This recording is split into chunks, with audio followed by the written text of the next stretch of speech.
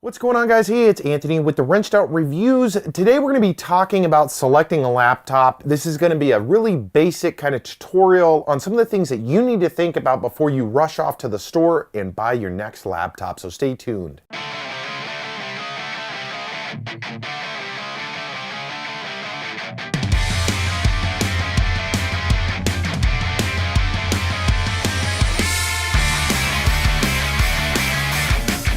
Alright guys, so thanks for tuning in. The reason we're doing this video is recently we ended up purchasing a laptop. Now, I've been at the store many times over at Best Buy back when CompUSA was here and a lot of the other computer stores. And you show up and you start asking questions, and to tell you the truth, a lot of the time those guys don't know what they're talking about. Now, I'm not here trying to take jabs at people by any means, but for the most part, they're just selling you what's sitting right next to them or on the bench. Or maybe a new item that's there. But today we're going to kind of go into the novice or the amateur world of looking at purchasing a laptop. So let's go ahead and get this video started. And I'll start off by saying that I do obviously have the desktop here and a laptop. One of the first things you got to ask yourself when you're looking at getting a new laptop is pretty simple and basic, and that is, what is the use of the laptop? Now, the use can be pretty much anything. Are you a light internet user? Are you just checking emails, going on to YouTube, Facebook, social media user? If that's the case, then obviously you're gonna need a real basic laptop. Now, as you kind of answer these questions, it's going to change what it is you need in the computer. Now, we are gonna spin off and probably do a couple other videos going into a little bit more detail specific to the user, but today it's really basic. So if you are that social media user, really any laptop will work, but we're gonna talk about some other questions that you need to answer, so let's keep moving. Now, if you are using it for work or video production, then this will help you kind of go in the direction that you need to go, but I would definitely suggest doing your homework. Now, we will have some options linked down below from Amazon, so make sure and check those out. So a couple of things. Once you've answered the question on what it is you want, and what you're going to use it for, let's dive into the next kind of question. So obviously this is our new Alienware R3. By no means am I suggesting purchasing this. This is an expensive computer that we're going to utilize for video production and editing, so forth and so on. But we're going to use this as kind of our example today. Now, one of the things you want to consider, and I'm going to kind of glaze and kind of run through this as fast as I possibly can, so obviously pause and go back to the parts if you have any questions. The first thing, beyond answering what you're going to use it for, is how big of laptop do you need? And I mean physically.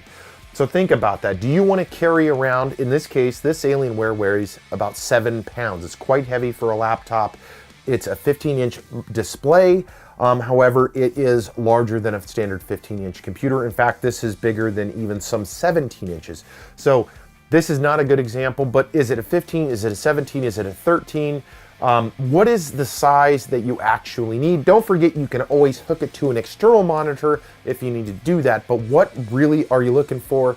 The next question I ask is, how often are you going to be using this? Are you traveling all the time? Is it for school? Is it for work? Is it used all the time? Or is it going to sit on a desk at home for when you decide to jump on a YouTube video, hopefully like ours? Or is it just for checking emails? You need to answer those questions. Really basic. It's not complex. So then you determine what size, because it's going to narrow down what your options are. So once you've determined what size, that'll kind of lend to the next step. So, okay, I want a 15-inch computer. Great. That's right in the middle area of too big, too small. I can visually see everything. It makes it a little easier for me to work on. Perfect. So let's keep moving. You've determined the size. Now let's talk real briefly about some of the other key functions of it. Now, the next one is going to be hard drive. You're going to see a lot of different options. There's 3 primary types of hard drives out right now that you need to think about. One would be what's called a SATA drive, which is kind of the original, has a disk inside of it. You'll see it say things like 5,200 RPM, 7,600 RPMs, or 7,200 RPMs, 1 terabyte, 10 terabytes. Obviously, the terabytes is the size of the drive. In the SATAs, the RPM, or that 5,200, is the revolutions that disk spins. So the higher the speed, the faster it's going to be. You go into hybrid, which is a small part of an SSD plus that SATA, and then you get a little bit of both worlds. a little faster because you'll put your important stuff on the smaller drive and then it'll use the secondary drive to kind of hold everything else. Then you go into SSD. Now SSD does not have the moving parts. It's all electronic. It's a lot faster. What I would suggest is if this is a laptop that you're going to use for a while, try to get an SSD. If you can't, just make sure that you can upgrade to an SSD in the future, which most laptops today, with the exception of some of the really small laptops, you can change over to an SSD once you get a little bit more money or it's time to upgrade. Maybe you already have a laptop and you want to upgrade. Very cost-effective, simple way to upgrade and get a little bit longer life out of your laptop. You can upgrade to an SSD. We're going to talk about that in later videos. So you determine the drive you want. Next would be your VRAM or virtual RAM. The main component with this is however many applications. Now, if you're a light user, this may or may not matter. You can more than likely be fine with about 8 gigs of RAM. I would suggest starting with 8 gigs of RAM. And then if you're a heavy application user, go up to 8. Start with 8 and then maybe go up to 16 if you can afford a computer with that. So you'll have your drive and now you'll have your VRAM. Now, I'm going to glaze over kind of the CPU and GPU because that depends on really what the usage is. Intel has the i3, i5, i7, so forth and so on. Now, obviously, the more money you spend, the higher and better CPU. The most important thing with a CPU essentially is that's kind of the motor for running all the applications. So if you're a heavy application user, then you're gonna want a higher level CPU. Now we'll go into GPU real quick. The big thing with GPU that you gotta know is, are you doing video processing or are you playing video games? Yes or no. If it's no, then you don't have to worry about it as much. If you are using them, you'll wanna get what's called a dedicated, not integrated graphics card, and that's where you'll go into like an NVIDIA N50 or 1050, 1060, and you'll go into a different route. Now we'll talk about that in later videos, but you do have a lot of options there. Again, I'll kind of list out a couple of from basic to a little bit more complex on some laptop options from Amazon down below, so check those out. Now it is important that you do understand those components because that's a little bit tougher to upgrade on a laptop if you can at all.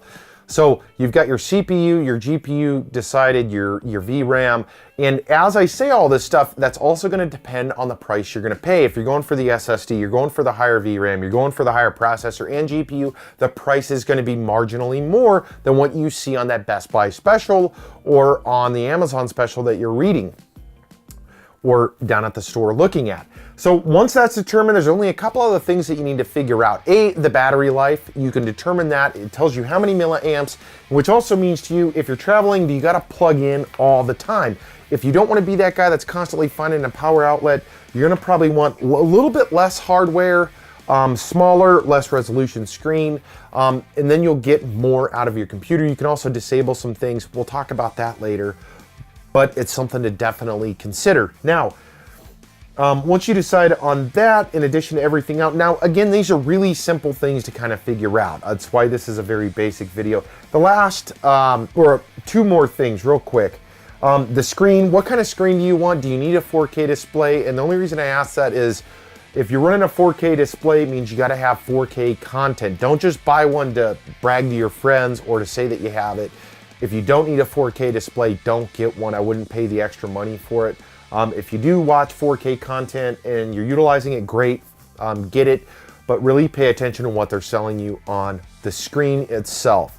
So one of the last and most important things that I'll dive into, again, this is kind of a real basic, we'll go into more details on the components and what you utilize them for in future videos.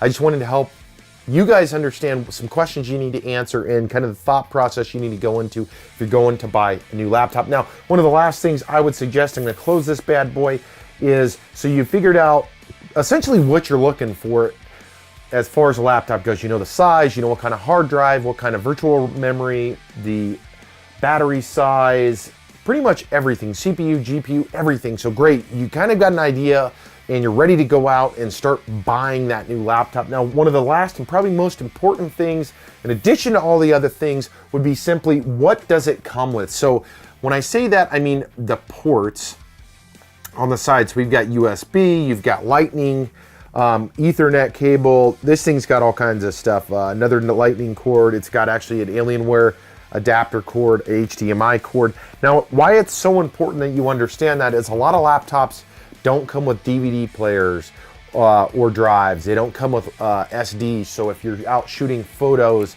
and you're into the cinematography or photography, you are gonna have to get an adapter like this one because a lot of the new laptops don't come with that.